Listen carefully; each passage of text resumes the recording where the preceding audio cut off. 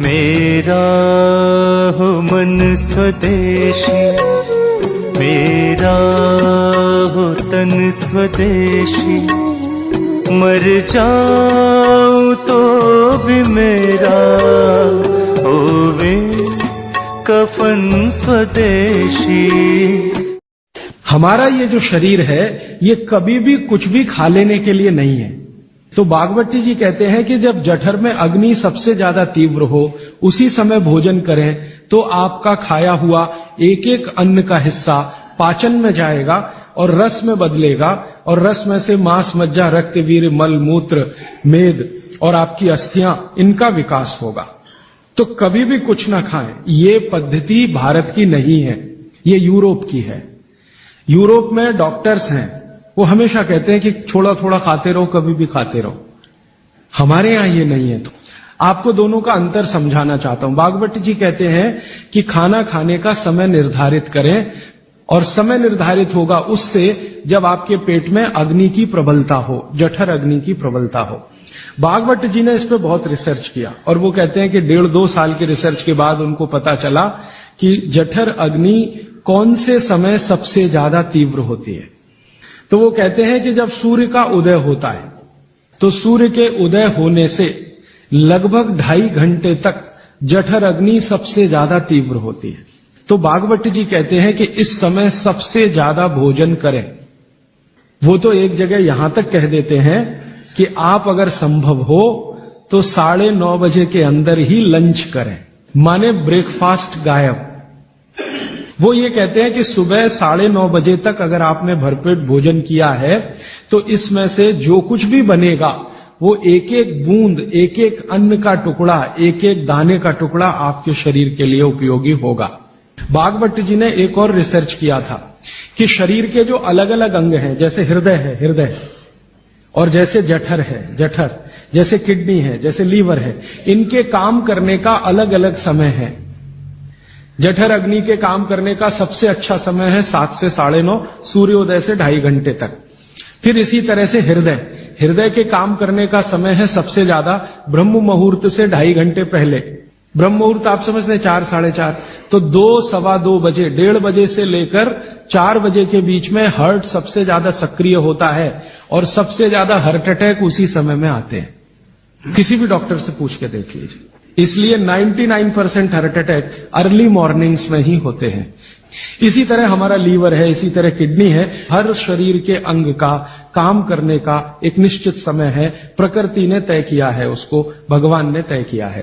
तो आपका जठर अग्नि है, ये सबसे अच्छा 7 से 9:30। तो आप भरपेट खाना खाइए। हैवियर से हैवियर होना चाहिए, भारी से भारी। जितना खाते हैं ज्यादा भी खा लीजिए, कोई फर्क नहीं पड़ता। सुबह के नाश्ते में भरपेट खाइए।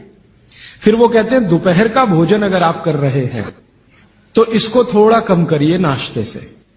अब सीधे से मैं कहता हूं, अगर आप सवेरे 6 रोटी खाते हैं तो दोपहर को 4 ले लीजिए और शाम को 2 ले लीजिए। तो भागवत जी कहते हैं कि सब कुछ सवेरे खाओ। आपको जो ज्यादा अच्छा लगता है खाने में, मैं आपको एक वाक्य में कहता हूं, जो चीज सबसे ज्यादा पसंद है वो सुबह खाओ। आपकी जीभ स्वाद के लिए मचल रही है, रसगुल्ला पसंद है तो सुबह खाओ, रबड़ी खानी है तो पसंद है तो सुबह खाओ, जलेबी खानी है तो सुबह खाओ, इमरती खानी है तो सुबह खाओ। अगर आपको आलू का पराठा खाना है या गोभी का पराठा खाना है, जो भोजन आपको सबसे ज्यादा पसंद है वो सुबह खाओ, पेट भर के खाओ। पेट की संतुष्टि हुई, मन की भी संतुष्टि होती है। और भागवती जी कहते हैं कि भोजन में मन की संतुष्टि पेट की संतुष्टि से ज्यादा बड़ी है। मन हमारा जो है ना, ये खास तरह की वस्तुओं से या हार्मोन से या एंजाइम से संचालित है। मन को आज की भाषा में डॉक्टर्स लोग जो गिनते हैं ना, हालांकि वो है नहीं, लेकिन उन्होंने जो कहा है वो पीनियल ग्लैंड के बारे में है। ये जो पीनियल ग्लैंड है ना, इसमें से बहुत सारा रस निकलता है, जिनको हम हार्मोन्स कह सकते हैं, कुछ एंजाइम्स हैं। ये संतुष्टि के लिए सबसे आवश्यक ग्लैंड है पीनियल ग्लैंड। तो भोजन अगर आपको तृप्त करता है, भोजन में एक तो पेट भरना है और एक तृप्त होना, तृप्त करेगा तो पीनियल ग्लैंड आपकी सबसे ज्यादा सक्रिय है। तो जो भी रस और एंजाइम चाहिए शरीर को, नियमित रूप से समान अंतर पे निकलते रहते हैं। और जो भोजन से तृप्ति नहीं है, तो गड़बड़ होती है पीनियल ग्लैंड, और पीनियल ग्लैंड की गड़बड़ी पूरे शरीर में पसर जाती है और आपको तरह तरह के रोगों का शिकार बना दे। अगर आप तृप्त भोजन नहीं कर पा रहे हैं तो निश्चित रूप से 10-12 साल के बाद आपको मानसिक क्लेश होगा और रोग होंगे। मानसिक रोग बहुत खराब है। आप सिजोफ्रेनिया के शिकार हो सकते हैं, डिप्रेशन के शिकार हो सकते हैं, आपको कई ऐसी गंभीर बीमारियां हो सकती हैं। भागवत जी कहते हैं कि आप भोजन करते हुए अगर संतुष्ट नहीं है तो 27 तरह की बीमारियों से ग्रसित हो सकते हैं। अब मैंने ये भागवत जी के सूत्र को चारों तरफ देखना शुरू किया तो मुझे पता चला कि मनुष्य को छोड़कर जीव जगत का हर प्राणी इस सूत्र का पालन कर रहा है, क्योंकि मनुष्य को मैं मूर्ख मानता हूं।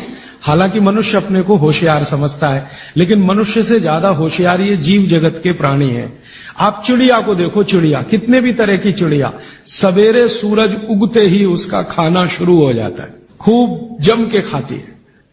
तो ये सारे जानवर, सारे जीव जंतु, आप सांप को देखो, बिच्छू को देखो, कीड़ी को देखो, चींटी को देखो, चींटे को देखो, सब जानवर, सब जीव जंतु जो हमारी आंखों से दिखते हैं, जो नहीं भी दिखते हैं, ये सबका भोजन करने का समय सवेरे सूर्योदय का ही है।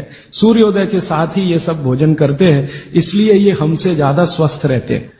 और पेट भर गया उसके 4 घंटे के बाद ही पानी पीती है, दोपहर को ही पानी पीती। मैंने आपको कई बार ये कहा है, आप उसको हंस देते हैं, किसी भी चिड़िया को डायबिटीज नहीं होता, किसी भी बंदर को हार्ट अटैक नहीं आता। बंदर तो आपके नजदीक है ना शरीर रचना में, बस बंदर और आप में एक ही अंतर है कि उसको पूंछ है, आपको नहीं है, बाकी सब कुछ एक ही है। आपका हृदय बंदर का हृदय, आपका लीवर बंदर का लीवर, आपकी किडनी बंदर की किडनी, सब कुछ समान है। मां का गर्भाशय, बंदरिया का गर्भाशय, सब समान है। मेरे एक बहुत अच्छे मित्र हैं डॉक्टर रविंद्रनाथ शानबाग, कर्नाटक में एक उडुपी नाम की जगह है, वहां रहते हैं। बहुत बड़े प्रोफेसर हैं, मेडिकल कॉलेज में काम करते हैं। उन्होंने एक बड़ा गहरा रिसर्च किया। उन्होंने कहा कि मैंने जिंदगी भर, माने 15-16 साल उन्होंने एक रिसर्च किया कि बंदर को बीमार बनाओ, क्योंकि उन्होंने बहुत सारे वैज्ञानिकों से यह सुन रखा है कि बंदर बीमार नहीं होता, और बीमार होगा तो मरेगा ही, जीवित नहीं रहेगा। वो कहते हैं कि मैं 15 साल असफल रहा, बंदर को कुछ नहीं हो सकता। वो कहते हैं कि मैंने बहुत कोशिश किया कि उसके ब्लड का कोलेस्ट्रॉल बढ़ा दूं, बढ़ता ही नहीं। तब उन्होंने एक दिन रहस्य की बात बताई, वो आपको भी मैं बता देता हूं कि बंदर का जो ब्लड है ना, उसका RH फैक्टर दुनिया में सबसे आदर्श है। और आपका RH फैक्टर जब नापता है ना कोई डॉक्टर, तो बंदर से ही कंपेयर करता है, वो बताता नहीं आपको, ये अलग बात है। तो वो प्रोफेसर साहब कहते हैं यार ये सब एक ही चक्कर है कि बंदर सवेरे ही सवेरे भरपेट खाता है, जो आदमी नहीं खा पाता। तो वो प्रोफेसर रविंद्रनाथ शानबाग ने कुछ अपने मरीजों को कहा कि देखो भैया, बंदर की तरह से खाओ, माने सुबह सुबह भरपेट खाओ। कि जब से उन्होंने सुबह भरपेट खाना शुरू किया, किसी की डायबिटीज माने शुगर कम हो गई, किसी का कोलेस्ट्रॉल कम हो गया, किसी के घुटने का दर्द कम हो गया, किसी के कमर का दर्द कम हो गया, किसी का कुछ, गैस बनना बंद हो गई, पेट में जलन होना बंद हो गई, नींद अच्छी आने लगी, वगैरह वगैरह। तो समय मैंने आपको बता दिया, सूरज उगा और 2.5 घंटे तक, माने 9:30 बजे तक, ज्यादा से ज्यादा 10 बजे तक आपका भोजन हो जाना चाहिए। और ये भोजन तभी होगा जब आप नाश्ता बंद करेंगे। ये नाश्ता हिंदुस्तानी चीज नहीं है, ये अंग्रेजों की है। और आप जानते हैं ना हमारे यहां चक्कर क्या चल गया, नाश्ता थोड़ा कम करेंगे, लंच थोड़ा ज्यादा करेंगे, डिनर उससे भी ज्यादा करेंगे। सवा सत्यानाश, एकदम उल्टा। भागवत जी कहते हैं कि नाश्ता सबसे ज्यादा करो, लंच उससे कुछ कम करो, डिनर सबसे कम करो। ये अंग्रेज और अमरीकियों के लिए नाश्ता कम है। कारण पता है? वो लोग नाश्ता हल्का ही करें तो उनके लिए अच्छा है। कारण उसका एक ही है कि अंग्रेजों के देश में सूर्य नहीं निकलता, साल में 8-8 महीने तक सूरज के दर्शन नहीं होते। और ये जो जठर अग्नि है ना, ये सूरज के साथ सीधे संबंधित है। जैसे जैसे सूर्य तीव्र होगा, अग्नि तीव्र होगी, जैसे जैसे सूर्य कम होगा, अग्नि भी कम होगी। तो वो नाश्ता हैवी नहीं कर सकते, करेंगे तो उनको तकलीफ हो जाएगी। इसलिए मैंने सबसे पहले दिन जो सूत्र बोला था, अपनी आबो हवा, अपना पर्यावरण, अपना वातावरण, अपनी तासीर, इसको ध्यान में रखकर ही चले।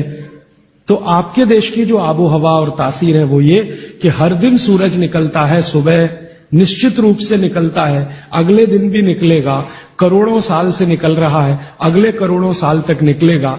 इसलिए भारत में every morning is good morning. Europe वाले तरसते हैं गुड मॉर्निंग के लिए, अच्छी सुबह होती नहीं वहां, इसलिए हर एक आदमी दूसरे को विश करता है, may I wish you to have a good morning.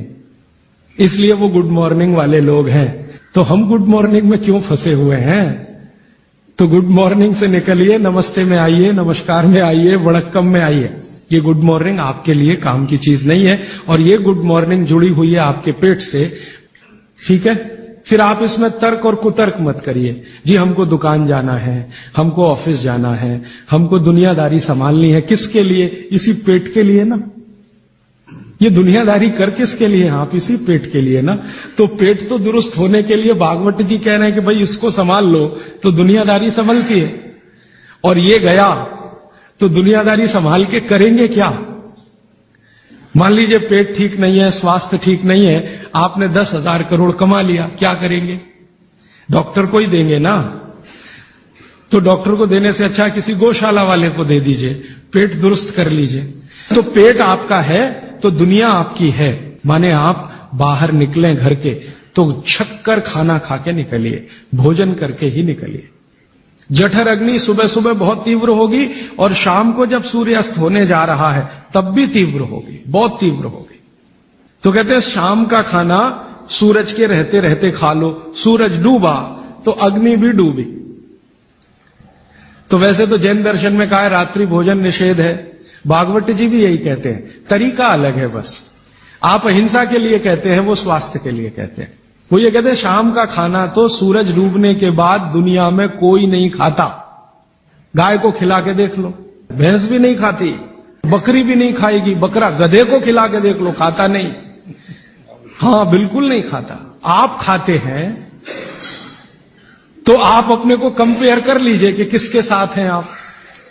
कोई जानवर, कोई जीव राशि सूरज डूबने के बाद खाती नहीं, तो आप क्यों खा रहे हैं?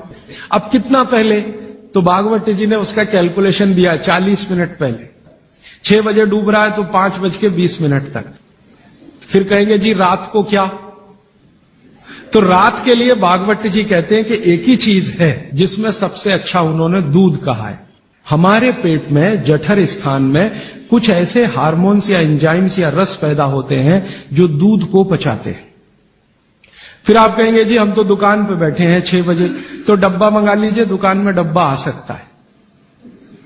हाँ, डब्बा आने में कोई तकलीफ नहीं है।